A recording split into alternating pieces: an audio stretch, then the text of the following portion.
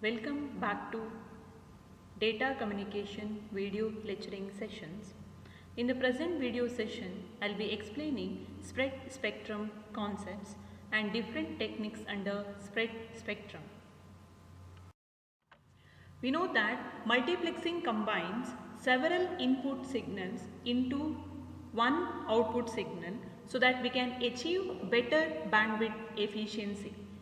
But this spread spectrum concept is something different than multiplexing concept, in which the spread spectrum combines signals from different sources to fit into a larger bandwidth.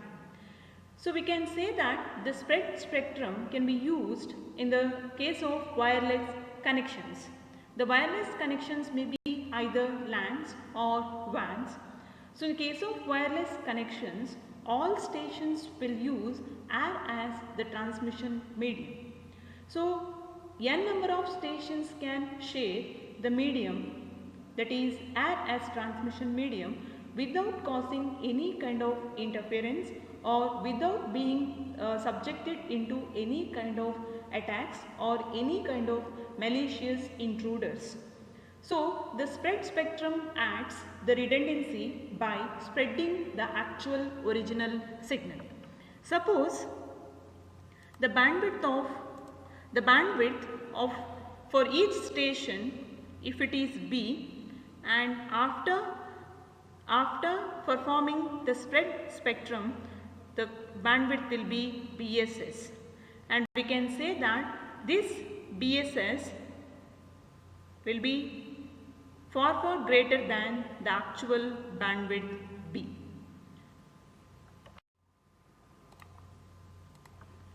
So the expanded bandwidth allows the source to wrap its message in a protective envelope for secure transmission. So we can achieve the spread spectrum goal through two principles. The first one is the bandwidth located for each station, it will be larger than what is needed. So therefore this allows redundancy.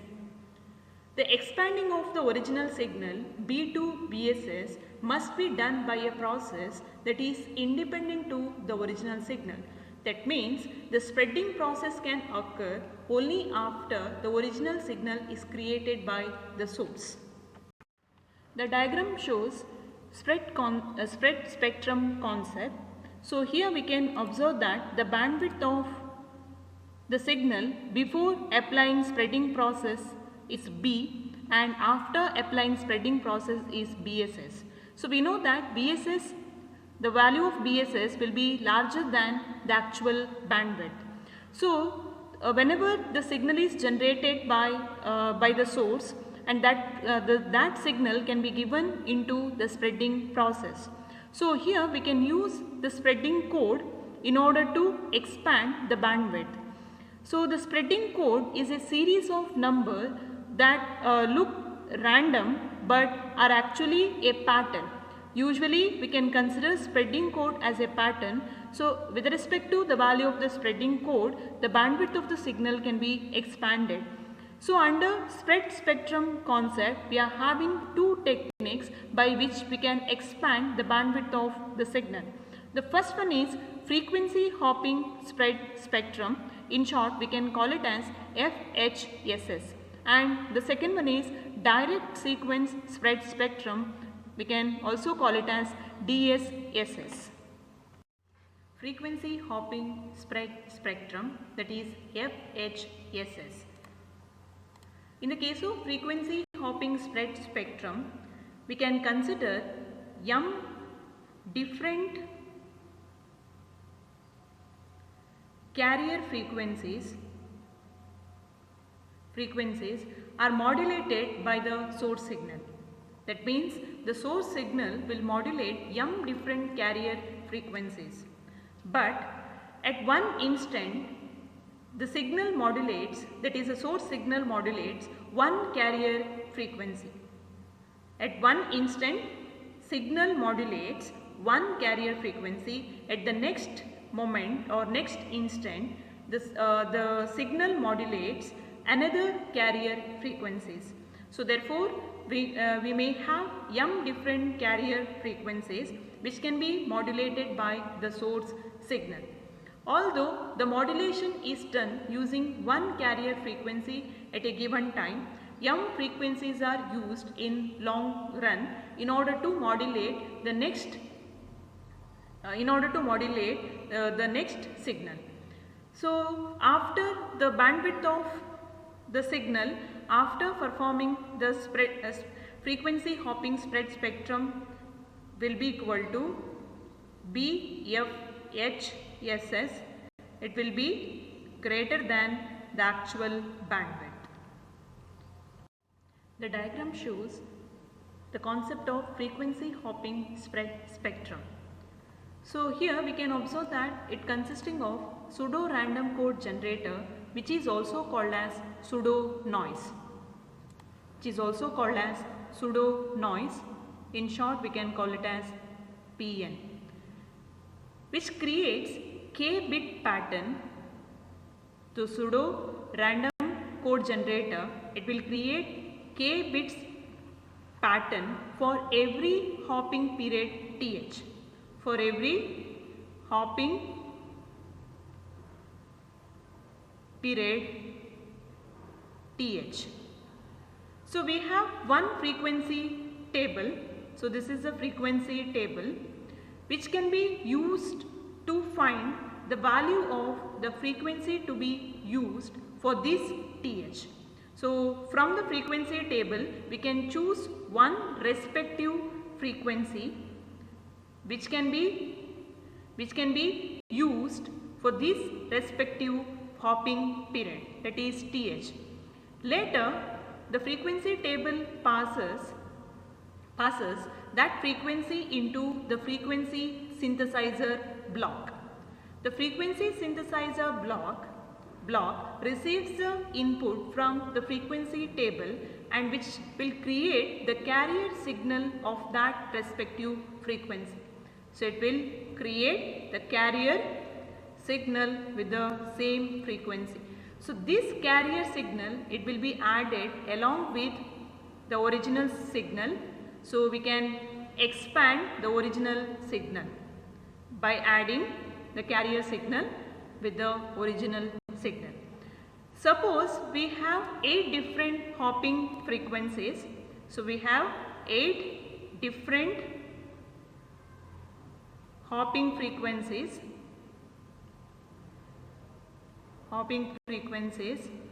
So the number of bits in the pattern can be computed as n is equal to log 2 to the base 2 of n, and we know that the value of n is equal to 8. So therefore n is equal to 3 bits. So the other diagram shows the k bit pattern along with the frequency table. So here we can observe that we are having around 8 patterns like 101, 111 and so on till 101. So for each k bit pattern in the frequency table, the respective frequency is mapped. For example, for 000 the frequency is 200 kilohertz, for 111 the frequency is 900 kilohertz. So now I can say that during period 1,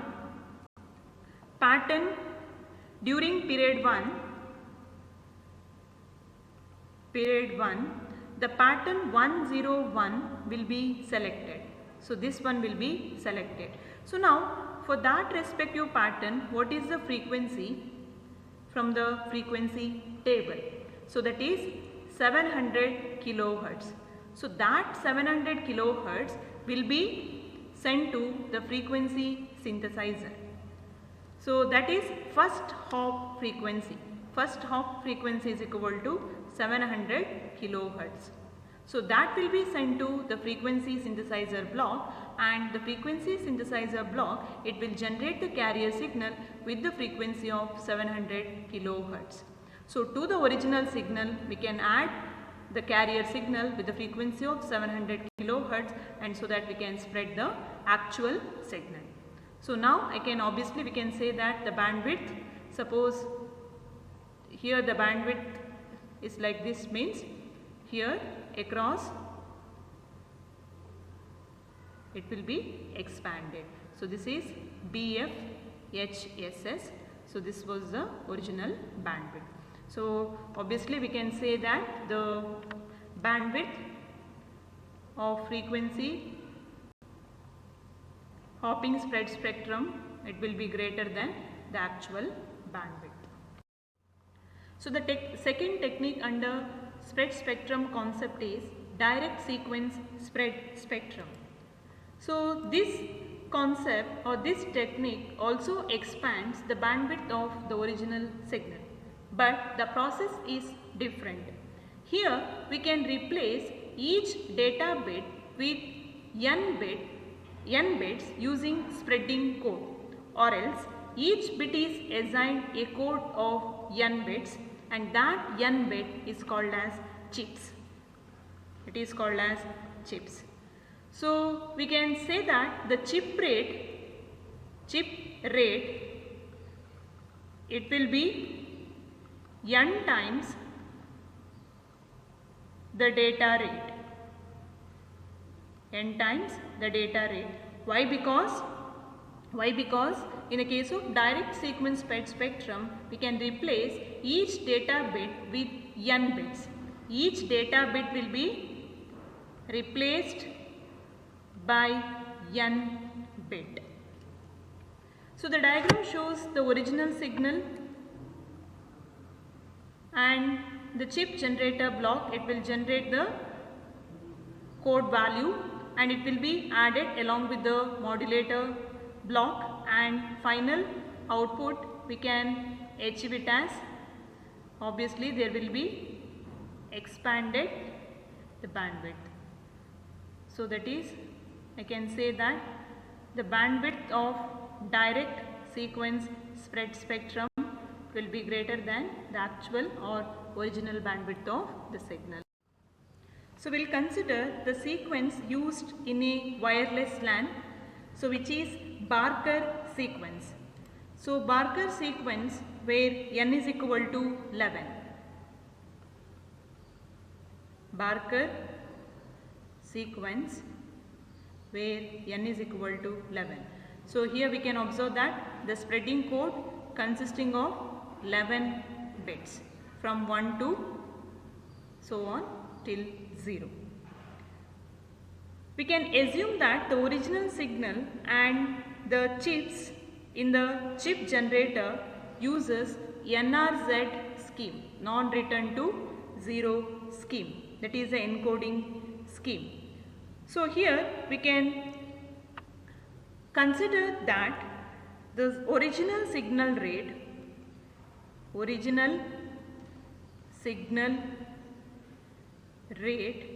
if it is n, the rate of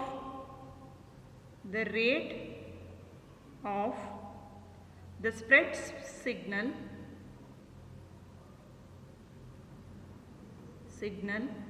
it will be 11 times the actual or original signal. So this means that the required bandwidth for the spread signal is 11 times faster than the bandwidth of the original signal. So here we are having the original signal is this one, and the spreading code used with n is equal to 11, and this is the actual spreading signal. Bandwidth sharing. Can we share the bandwidth in the case of direct sequence spread spectrum? The answer is no as well as yes. If we use the spreading code that spreads the signal but we cannot combine as well as separate those signals, in such instant we cannot share a bandwidth. Suppose if you are using special type of sequence codes and so that we can combine as well as separate the spread signals, in such instant we can share the bandwidth. Therefore, the bandwidth sharing is depending upon the spreading code. So if we use the spreading code, which will not allow to combine as well as separate the signals, in such instant we cannot share the bandwidth. Suppose if you are using a special type of sequence code which will allow combining and separating of spread signals, in such cases we can share the bandwidth. For any queries, please mail me at sadhana.b@canaraengineering.in. Thank you.